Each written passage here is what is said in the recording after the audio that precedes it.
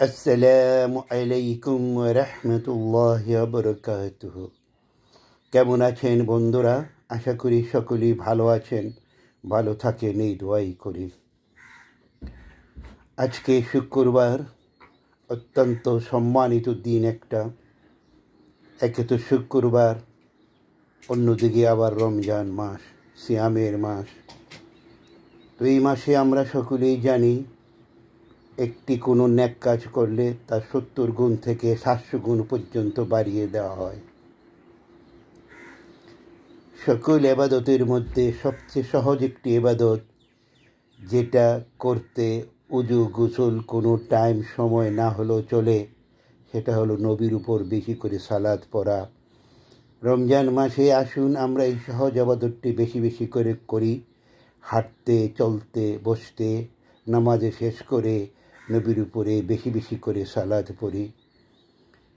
নবীর উপরে সালাত পড়াটা নবীর প্রতি মহব্বতের পরিচয়।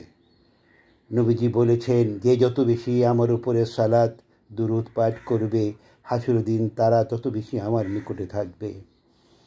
কারণ নবীজির অনেক সম্মান দান করেছেন আল্লাহ রাব্বুল আলামিন পবিত্র কোরআন মজিদের মাধ্যমে।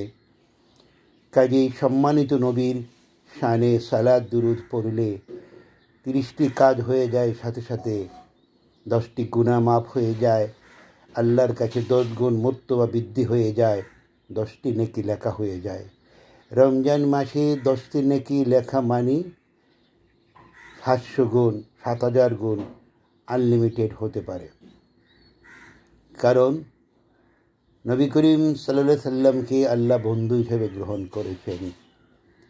ওনাকে আল্লাহ ভালোবাসেন, আল্লাহকে উনি ভালোবাসেন। তাই তো পবিত্র কোরআনে ওনার কারণেই আল্লাহ বলেছেন, আমি মুমিনের বন্ধু। নবীজি বলেছে, আমি মুমিনের বন্ধু। আল্লাহ এবং আল্লাহর রাসূল সবার জন্য প্রিয় বন্ধু। তাই বন্ধু শব্দটা অনেক মহান, অনেক বড়। বন্ধু হয় সেই ব্যক্তি যার দ্বারা অন্য কারো ক্ষতি সাধন হতে পারে না। পারে যদি কিছু মঙ্গল করবে, অমঙ্গলের কোনো চিন্তা করবে না।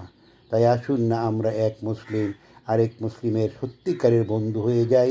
আমাদের হাত পা চোখ থেকে আরেক মুসলিমকে নিরাপদ রাখি। তাহলে তো আমি সত্যিকার অর্থে মুসলিম বলতে পারবো, আমি একজন সত্যিকারের মুসলিম। আমি আরেকজন মুসলিম ভাইকে হেফাজত করার জন্য চেষ্টা করেছি। পৃথিবীতেই যত মানুষ এসেছে, সবার চেয়ে শ্রেষ্ঠ মানুষ হলেন আমাদের নবী হযরত মুহাম্মদ সাল্লাল্লাহু আলাইহি সাল্লাম। ওনার রাষ্ট্র পরিচালনার দিক দেখেন, পৃথিবীতে শান্তি এসে যাবে। ওনার আর্থিক চিন্তাভাবনা, অর্থনৈতিক চিন্তাভাবনা সেটা যদি পূর্ণাঙ্গ রূপে পৃথিবীতে পালন করা যেত, তাহলে গরিব বলতে কেউ থাকতো না। হাজার হাজার কোটি টাকা খরচ করে মানুষকে মারার জন্য ক্ষেপণাস্ত্র তৈরি করা হয়, অথচ পৃথিবীর হাজার হাজার মানুষ না খেয়ে আছে, তাদের জন্য কোনো চেষ্টা করি না আমরা। হায় রে মানুষ, আশরাফুল মাখলুকাত, কেন আমাদের মাঝে এত অহংকার?